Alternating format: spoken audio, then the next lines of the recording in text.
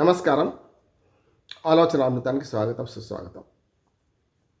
మొత్తం మీద దేశంలో మొన్న జంజీ ఉద్యమం సక్సెస్ కావడం, మంచో చెడ్డో మొండి మన సూచనలైనా లేకుంటే మొండిగా వ్యవహరించిన 3 అంశాలు వాళ్ళు పేర్కొన్న 3 అంశాల పట్ల ప్రభుత్వం సానుకూలంగా స్పందించడం, ధర్మేంద్ర ప్రధాన్ రాజీనామా, అట్లాగే వాళ్ళు అడిగిన మన బాధితులకు పరిహారం, దాంతోపాటు ఏదైతే కేసులు ఎత్తివేత, ఇట్లాంటివన్నీ మొత్తం మీద సమస్య పోతున్న దిశలో, ఉధృతమవుతున్న దిశలో సమస్య పెట్టేట్టు చేసింది. డిప్పుల మిన్నీళ్ళు జల్లాలి, బాగానే ఉంది. కానీ ఆ తర్వాత ఏదైతే దేశంలో ఒక మార్పు స్పష్టంగా కొట్టొచ్చినట్టు కనపడుతుంది. యువత తలుచుకుంటే కానిదేముంది అనే మాట వచ్చేసింది.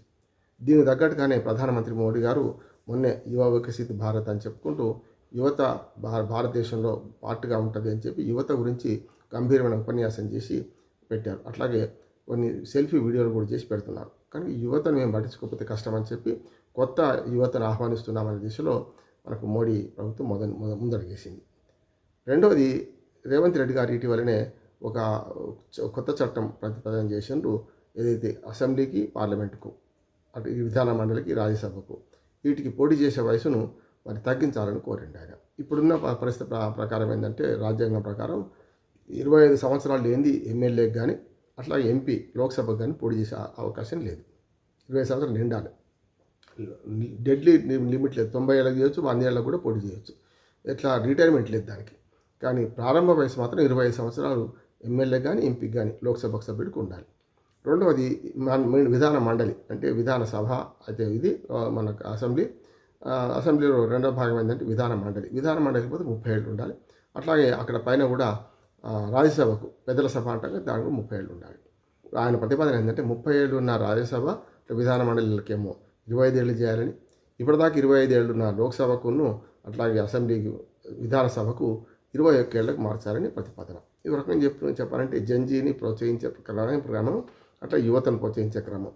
అంటే ఆయన ఉదాహరణ కొన్ని చెప్పారు రేవంత్ రెడ్డి. ఏమనంటే, నేనైతే ఆహ్వానిస్తున్నాను, మంచిది అంటున్నాను. ఎందుకంటే ఆయన కొన్ని ఉదాహరణ ఏం చెప్పిండంటే, ఈ ప్రతిపాదన సివి ఆనంద్ గారు ఉన్నారు, మనకు ఏదైతే మన ఐజీ ఉన్నాడు, ఆయన 22 ఏళ్ళకి ఐపీఎస్ ఆఫీసర్గా ఎంపికయ్యాడు.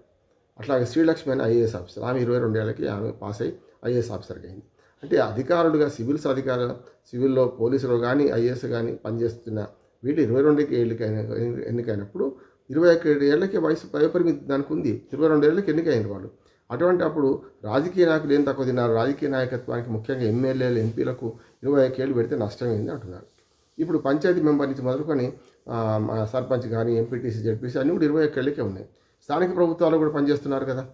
కానీ ఓటు హక్కు 18 ఏళ్ళకే ఉంది. కొందరు ఏమంటారంటే 21 అయింది, 18 చేయరాదని పీడ వద్దు అంటున్నారు. కానీ నేను ఏమంటున్నానంటే, కొంత సమయం అవసరం. యాక్చువల్గా గతంలో పెట్టినప్పుడు ఏమనుకున్నారంటే, చట్టసభలకు ఎన్నికైన దాంట్లో కొంత సమయం ఉండాలి, కొంత పెదరికం రావాలి, చట్టసభలో ఏది పడితే అది మాట్లాడడానికి వీలేదు, కొన్ని రూల్స్ ఉంటాయి అని. అయితే కింద లేవా అనుకుంటే, గతంలోనే ఎప్పుడైనా 21 ఏళ్ళకి ఓటు హక్కు వయసు ఉన్నప్పుడు 21 ఏళ్ళకే ఉండే. ఇప్పుడు గతంలో ఏమైందంటే, ఇది మార్చడే అది మార్చాము. రాజీవ్ గాంధీ కంటే ముందు 21 సంవత్సరాలకి ఓటు హక్కు ఉండే, 21 సంవత్సరాలకి పోటీ చేసే హక్కు ఉండే కింది స్థాయిలో. ఏది పంచాయతీ సర్పంచ్ కానీ వీళ్ళందరికీ కూడా. అదే మరి పార్లమెంట్కి, అసెంబ్లీకి 25 పెట్టారు. అప్పుడు 4 ఏళ్ళు తేడా పెట్టారు. స్థానిక ప్రభుత్వాలు కొంచెం చిన్న అంటే కింది స్థాయి కదా, కింది స్థాయిలో 21 సరిపోతుంది. ఓటు హక్కు 21, పోటీ చేయడానికి 21. అక్కడ మాత్రం 4 ఏళ్ళు దాటిన తర్వాత 25 ఏళ్ళకని పెట్టారు. మరి అటువంటి అప్పుడు కొందరు ఏమంటున్నారంటే, ఓటు హక్కు 18 ఏళ్ళకి మార్చినాం కదా, 18 ఏళ్ళకే ఓటు వేసే పరిణతి వచ్చినప్పుడు మరి 21 ఏళ్ళు అది ఎందుకు ఉంచాలనే మాట కూడా వస్తుంది కదా. కనుక ఇప్పుడు ఉన్నది ఉండాలనే కొందరు కోరుకునేమంటున్నారు. 21 ఏళ్ళకేమో స్థానిక ప్రభుత్వాలు, అది మున్సిపాలిటీ కావచ్చు, కార్పొరేషన్ కావచ్చు, లేకపోతే పంచాయతీ కావచ్చు, మున్సిపాలిటీ కావచ్చు, ఎంపీటీస్ కావచ్చు, జెడ్పీటీస్ కావచ్చు, వీటికి 21 ఏళ్ళకి వయోపరిమితి పోటీ చేయడానికి 18 ఏళ్ళకి అందరికీ ఓటు హక్కు వస్తుంది. పార్లమెంట్ ఎన్నికల్లో ఓటు వేసేవాడు కూడా 18 ఏళ్ళు సరిపోతుంది. అసెంబ్లీ ఎన్నికలు కూడా 18 ఏళ్ళు సరిపోతుంది. ఓటర్కేమో 18 ఇయర్స్. వీటికి పదవులకు 21, 25, 30 ఎందుకు అనే ఒక వాదన వస్తుంది. కానీ వాళ్ళు ఏమంటారంటే, ఇప్పుడు ఎప్పుడైతే 18 నుంచి 21 ఉన్నదో మరి 18 చేయొచ్చు కదా, మరి అదెందుకు అడగలేదు అని ఒక మాట అంటున్నారు. అంటే సేమ్ అలా వాదన చేస్తారు కదా, 18కి పరిణతి ఉండదని. మరి 21 పరిణతి లేదనే కదా 25కు ఎమ్మెల్యేకి పెట్టింది. అందుకని ఇవన్నీ ఎందుకు పరస్పర విరుద్ధంగా ఉంటాయి. సరే, ఏదేమైనా సరే రేవంత్ రెడ్డి గారి ప్రతిపాదన అంగీకరిస్తున్నాను నేను. పెడితే బాగానే ఉంటుంది అంటున్నాను. 21 ఏళ్ళకి కనుక చట్టసభలకు వస్తే కొత్త తరం, కొత్త యువత వచ్చే అవకాశం ఉందని. మొత్తం మీద చూస్తే గతంలో మనకు చేసుకుంటే మనకు సగటు వయసు ఏది మొట్టమొదటి పార్లమెంట్ సగటు వయసు 46.5 47% దాకా ఉండేనట. అంటే పెద్ద వయసు ఉన్న 80 ఏళ్ల వాడిని చూసుకొని 30 ఏళ్ల వాడిని చూసుకొని 46.5 47% ఆనాడు సగటు వయసుగా ఉండే మొదటి 52 పార్లమెంట్లో. మరి ఇప్పుడు చూసుకుంటే దుర్మార్గం ఏంటంటే ఇది 56కు 57కి వచ్చింది. అంటే సగటు వయసు ఇప్పుడు 57 అట. అంటే మనం యువతను ప్రోత్సహిస్తున్నామా వ్యతిరేకిస్తున్నామా? అంటే వ్యతిరేకిస్తున్నట్టే కదా, యువత రావడం లేదు కదా. అంటే 50 ఏళ్లకే రాజకీయాల్లో ప్రారంభ వయసు అంటాం. మరి అటువంటి అప్పుడు మరి 50 ఏళ్ల దాకా మరి రాజకీయాలు రాకపోతే ఎట్లా? కనుక 21 ఏళ్ళు అని పెడితే కనీసం అంతకంటే చిన్న వయసు అంటే ఇప్పటిదాకా 25 ఉంటే 26 27కి వచ్చేవాళ్ళు 21 22కి వస్తారు కదా రాజకీయాల్లోకి అనే మాట వస్తుంది. అట్లాగే రాజకీయాల్లో వారసత్వం కూడా పోవాలంటే కొంతవరకు ఈ వయసు పరిమితి తగ్గించాలని ఒక వాదన ఉంది. చేస్తే రేపు పొద్దున రాజకీయ వారసులను కూడా 21 ఏళ్ళకి తీసుకొచ్చుకుంటారు కదా అనే ఇంకో మాట ఉంది. అంటే 50 ఏళ్ళ ఒక సీనియర్ రాజకీయ నాయకుడు అయితే తన పిల్లలు పుట్టగానే 25 ఏళ్ళు పుట్టిన అనుకోండి, మళ్ళీ 25 ఏళ్ళకి వాడు తయారవుతాడు. ఇప్పుడు 21 ఏళ్ళకే తయారవుతారు కదా, ఇంకా వారసత్వ రాజకీయాలు పెరుగుతాయని ఒక వాదన కూడా ఉంది. సరే ఏమైనా సరే వారసత్వ రాజకీయాలు కాకుండా జంజీ లాంటి యువత బయటకు రావాలంటే 21 పెడితే బాగుంటుందన్న ప్రతిపాదన ఉంది.